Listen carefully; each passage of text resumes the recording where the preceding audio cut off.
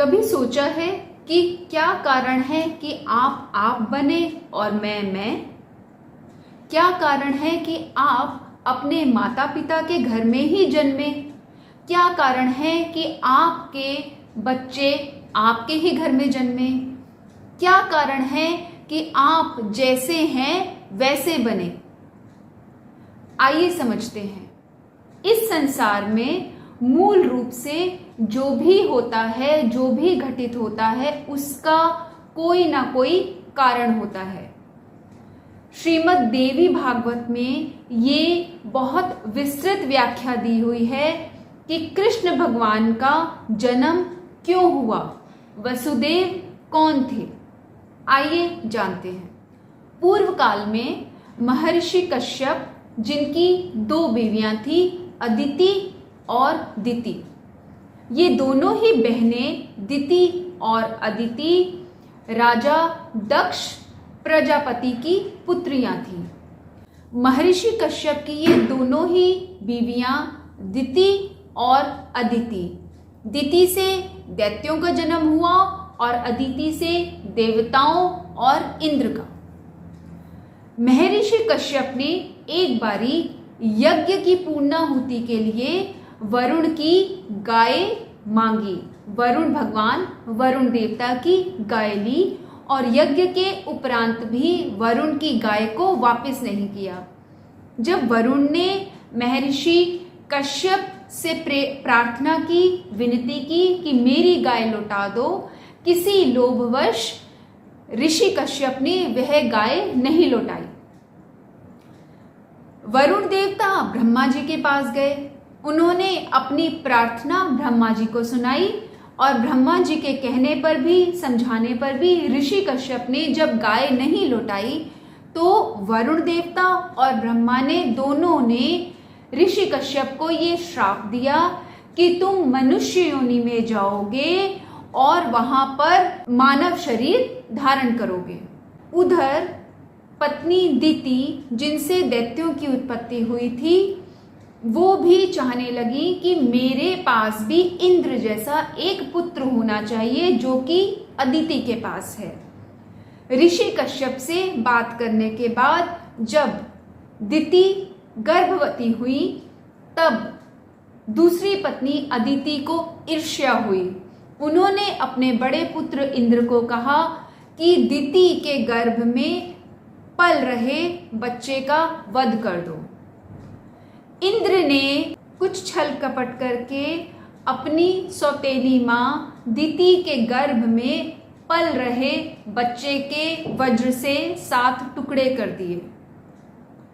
इस पाप के फलस्वरूप दिति ने इंद्र को तो श्राप दिया ही कि तुम धरती पर पैदा होगे, साथ ही जानने समझने के बाद अदिति को भी श्राप दिया कि तुम भी मनुष्य योनि में पैदा होगी और उसके बाद जैसे मेरे गर्भ के 7 टुकड़े किए हैं वैसे ही तुम भी मृतवत्सा बनोगी, मतलब तुम्हारे भी बच्चे मरेंगे और तुम्हारे 7 बच्चे मृत्यु को प्राप्त होंगे और तुम कारागार में रहोगी। आप सब जानते हैं कि माता देवकी, जो कि अदिति का ही दूसरा जन्म था, वो अपने भाई कंस की वजह से कारागार में रहे।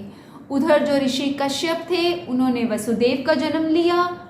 दिति ने रोहिणी का जन्म लिया जो कि वसुदेव की दूसरी पत्नी थी और अदिति ने देवकी का जन्म लिया। इन्हीं श्रापों की वजह से कश्यप ऋषि वसुदेव हुए, दिति जो थी वो रोहिणी हुई और अदिति पुनः देवकी बनी और उनसे भगवान कृष्ण अवतरित हुए।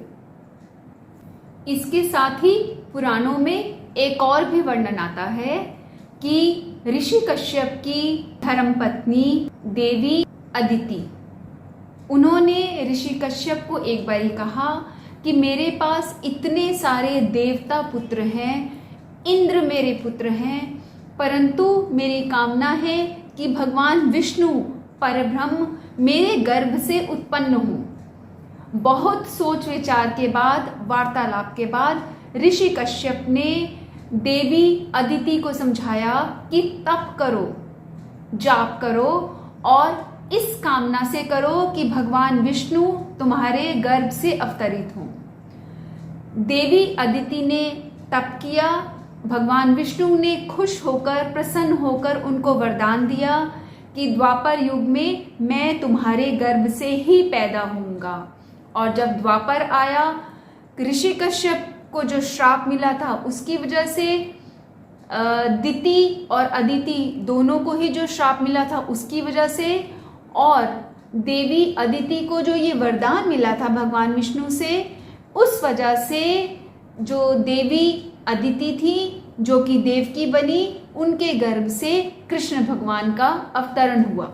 इसीलिए कहते हैं कि जो भी होता है उसके पीछे कुछ कारण होता है।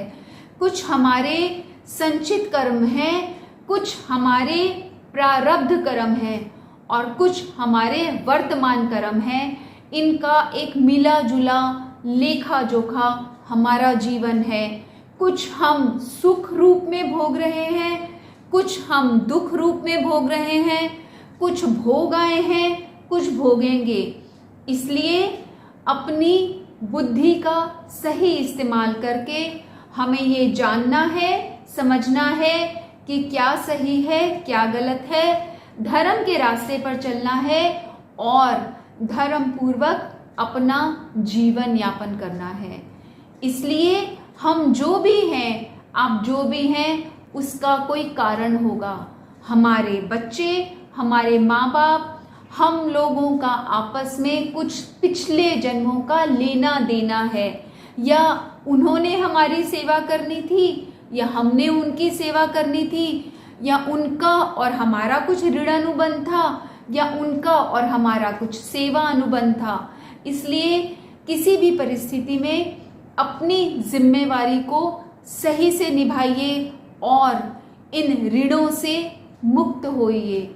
अगर आपको ये वीडियो में कही गई बातें समझ आती हैं, आपको लगता है कि इनसे आपको कुछ सीख मिलती है, तो प्लीज़ इस वीडियो को लाइक कीजिए और मुझे कमेंट में लिखकर बताइए, ताकि कुछ प्रोत्साहन मुझे भी हो, मुझे भी पता लगे कि आप लोगों को कहीं ना कहीं कुछ फ़ायदा हो रहा है और मेरा दुर्लभ मनुष्य जन्म सफल बनाने का प्रयास कुछ सफल हो रहा है। इतना तो आप कर ही सकते हैं। नमस्कार।